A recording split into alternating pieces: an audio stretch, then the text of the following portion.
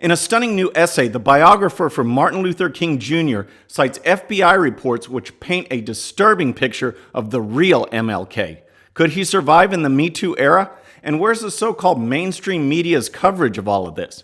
Joe Biden was a no-show in California, and the other Democrat candidates for president took their shots. Plus, are the Democrats heading for a civil war over socialism?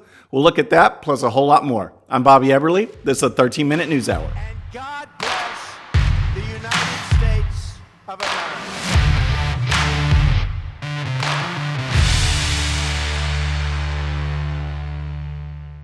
All right, friends, we're going to cover MLK, but first, our friends over at Bottle Breacher welcome you to the 13-minute news hour, and they have a special message just for you in time for Father's Day.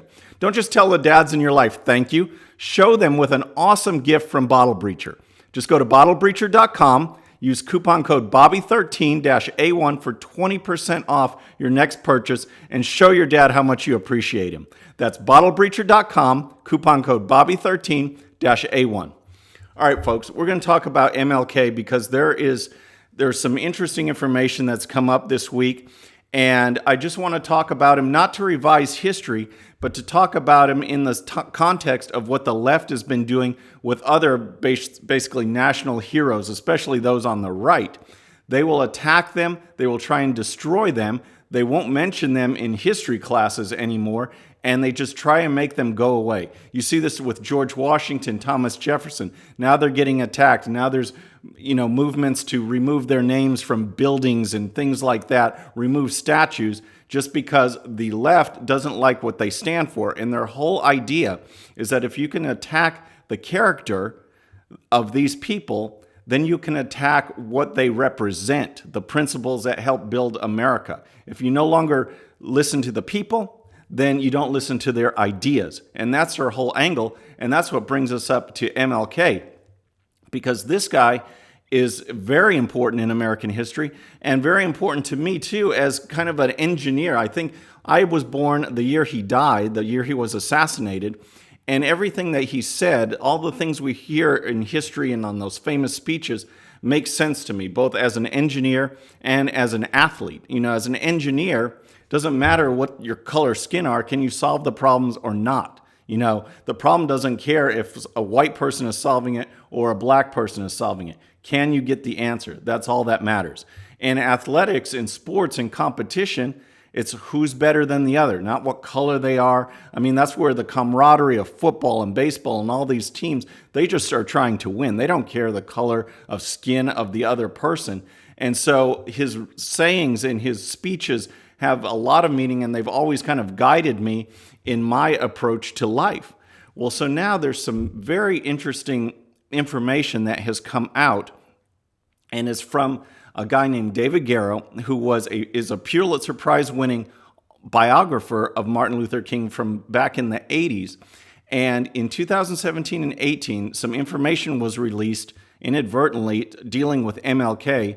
And he's found this information, he's looked at it in the National Archives, and he wrote an essay last Thursday that was published that really shows from the FBI reports the kind of character that MLK had. And we're talking about multiple girlfriends, extramarital affairs, very bizarre and depraved behavior, to the point where one was even a crime, according to the FBI reports. Now, Garrow wrote about this, and it's been covered overseas a lot, but the mainstream media is not covering it at all. And here is part of the story.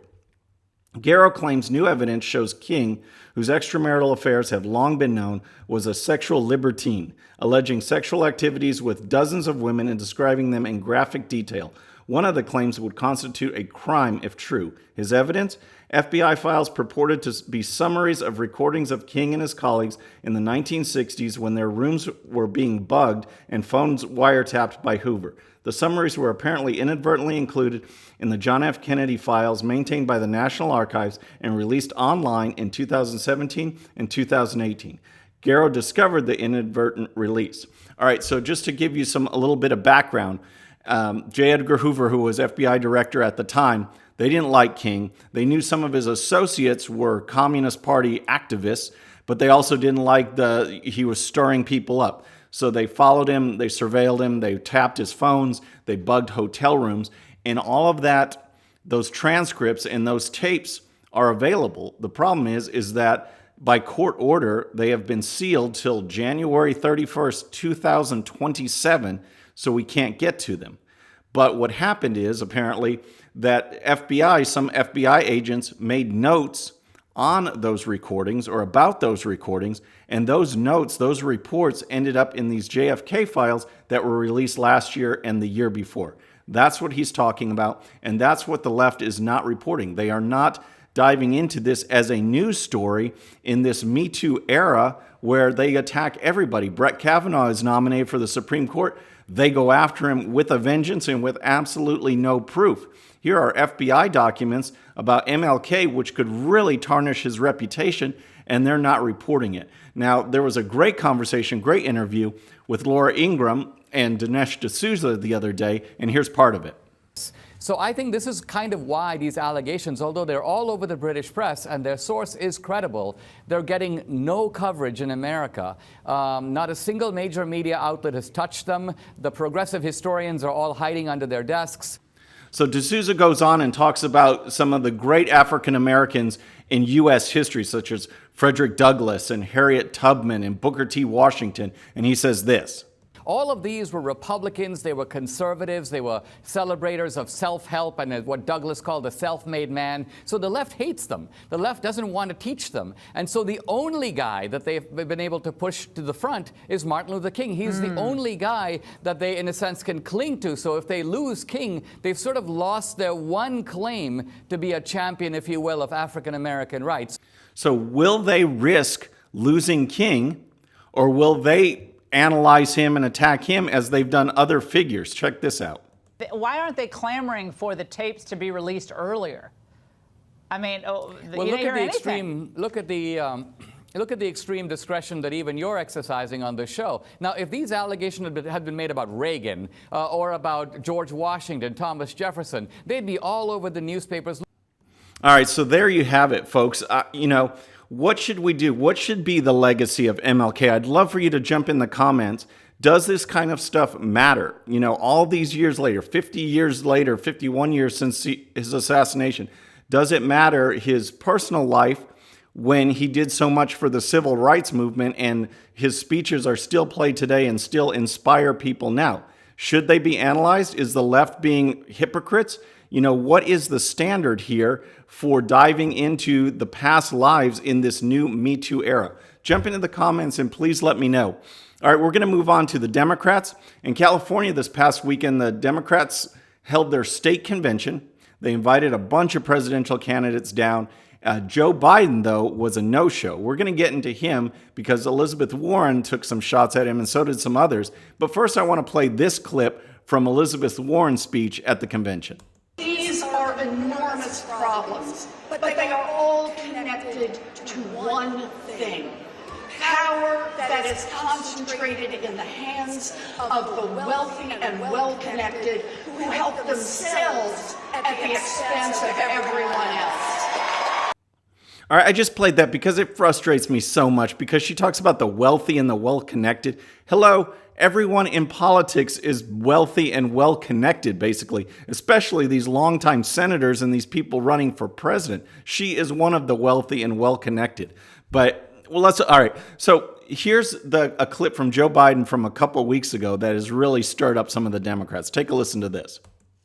I just think there is a way, and the thing that will fundamentally change things is with Donald Trump out of the White House. Not a joke. You will see an epiphany occur among many of my Republican friends. All right, so what Biden is saying there is he's basically telling the Democrats, hey, just chill out. We don't need radical policies. We don't need to move far to the left. As soon as we get rid of Trump, the GOP is going to come around. They're going to work with us. It's all going to be good. We don't need to go radical. All right, so obviously that didn't sit well with a party that is moving so far to the left, and all the major Democrat presidential candidates are embracing these left-wing policies. Here's what Warren said. Some say if we all just calm down, the Republicans will come to their senses. But our country is in a time of crisis. The time for small ideas is over. All right, and here's more on that from Fox News, from the convention. It says, Warren was one of 14 presidential contenders in San Francisco for the three-day meeting of the California Democratic Party featuring thousands of fervent activists. Biden was the only big-name candidate to skip the gathering, opting instead to campaign in Ohio. That allowed Warren, Vermont Senator Bernie Sanders, Harris, and others a chance to grab the spotlight. Some conservative commentators and activists questioned whether Biden was intentionally avoiding the spotlight, trying to maintain his lead without appearing to conflict with his Democrat rivals. All right, I think that is a pretty good strategy for Biden, at least for now, because he is the gaffe master. You know, not only is he all touchy-feely and the weird stuff, but he opens his mouth and strange things come out. And if he doesn't know it, I guess his staff does, his advisors do, because it's better to ride this high approval or high standing in the polls now. When he has to get out there, but don't, just open yourself up for other attacks by opening your mouth when you don't need to. Here's some more from Fox News. In San Francisco, Warren's remarks served as the most direct jab at Biden, but 37-year-old South Bend, Indiana Mayor Pete Buttigieg seemed to draw a contrast with the 76-year-old Biden when he said Democrats won't win if they bring more than the same to the 2020 contest. The riskiest thing we can do is play it safe, Buttigieg declared. There's no going back to normal.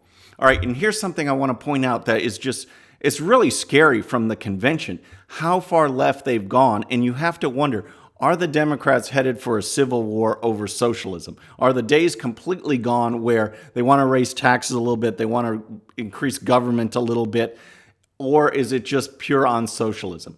One of the candidates running for president is former governor of Colorado, Hickenlooper, and he spoke to the convention, and here's what he said, and check out the reaction. If we want to beat Donald Trump and achieve big progressive goals, socialism is not the answer. I was reelected. All right, here's more from John Hickenlooper as well. We shouldn't try to achieve universal coverage by removing private insurance from over 150 million Americans. We should not try to tackle climate change by guaranteeing every American a government job. Hold on. So what is going on with these people? They boo a presidential candidate because he says we don't have to adopt socialism, and he's booed for that. It just shows how crazy things have gotten. All right, friends, I want to wrap up with an update on the Fresno Grizzlies and their Memorial Day video controversy. As you know, we talked about in the last show, Sun-Made Raisins dropped them. Heineken USA, who makes Tecate and Dos Equis, they dropped them as sponsors. So what's the fallout? What's happened to the Fresno Grizzlies? Well, check this out. After operating most of the week under a cloud of Memorial Day miscue that put the team in national headlines, the Fresno Grizzlies drew 12,962 last night at Chukchani Park. This was the largest crowd of the season for the Grizzlies and the third five-digit crowd at Chauncey Park in 2019. So there you go. You stir up controversy, you bring in Alexandria Ocasio-Cortez and her socialist policies, and you draw the biggest crowd of the year. That's pretty good fallout. I think the sponsors are probably kicking themselves right now, but good for the Grizzlies, good for the crowd. Enjoy some baseball. Folks, that's our show for today. Please subscribe. Please hit that bell when you do, and have a great day. We'll see you on Wednesday. I'm Bobby Everly. This is the 13-Minute News Hour.